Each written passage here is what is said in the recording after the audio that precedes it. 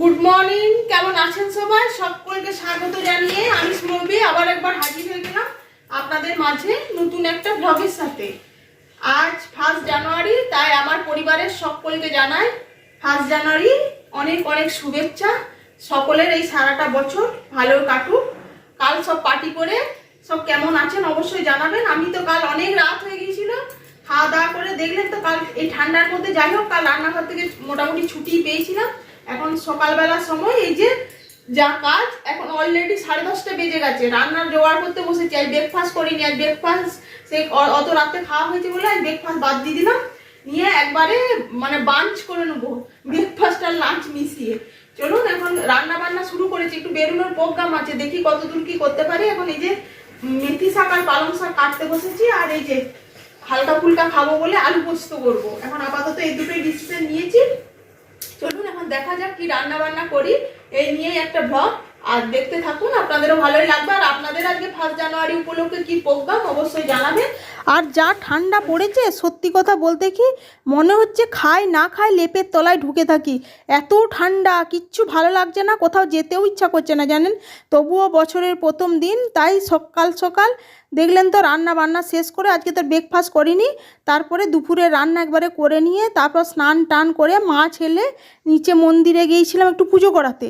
সেখানেও একটু দেরি হলো, এসে তারপরে মানে দুপুরের খাওয়া দাওয়া করলাম। আর বলবেন না সেসব ভিডিও ক্লিপ তুলতেই ভুলে গেছি।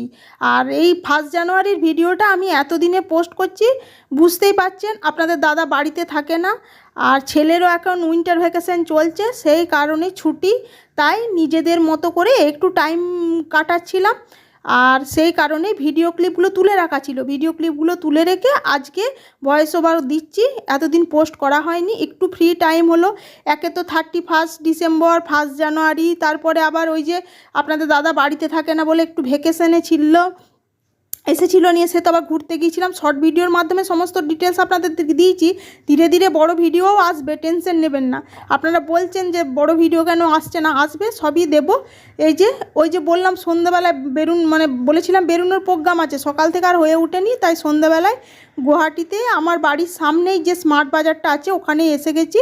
এই যে গ্রোসারির আইটেম, নিচে হচ্ছে গ্রাউন্ড ফ্লোরে সব মানে পোশাক, ছেলে মেয়ে বাচ্চা সকলেরই। কিন্তু আমার যে ড্রেস কিনবো বলে ভেবেছি সেই ড্রেসটা পেলাম না জানেন। বেড়াতে যাব ভাবলাম নতুন কিছু ড্রেস কিনি, এখন ট্রেন্ড চলছে যেগুলো, কিন্তু দুঃখের বিষয় এই স্মার্ট বাজারে এসে আমি সেসব ড্রেস পেলাম না। কি আর করা যায়, তবুও ঠান্ডার মাঝখানে এই যে উপরে হচ্ছে ফার্স্ট ফ্লোরে হচ্ছে গ্রোসারির সমস্ত কিছু আইটেম, সেখানেই চলে এসেছি। যাই হোক, শপিং করা কমপ্লিট। মানে গৃহস্থ বাড়ি, মধ্যবিত্ত ফ্যামিলি, বুঝতে পারছেন, কিছু করি আর না করি গ্রোসারির জিনিস ঠিক কিছু পেলে নিয়ে আসছি, সেই নিয়েই এখন বাড়ি ফিরছি। চলুন আজকের ব্লগটা এখানেই শেষ করছি। কেমন লাগলো অবশ্যই জানাবেন। সবাই ভালো থাকবেন, সুস্থ থাকবেন, ধন্যবাদ।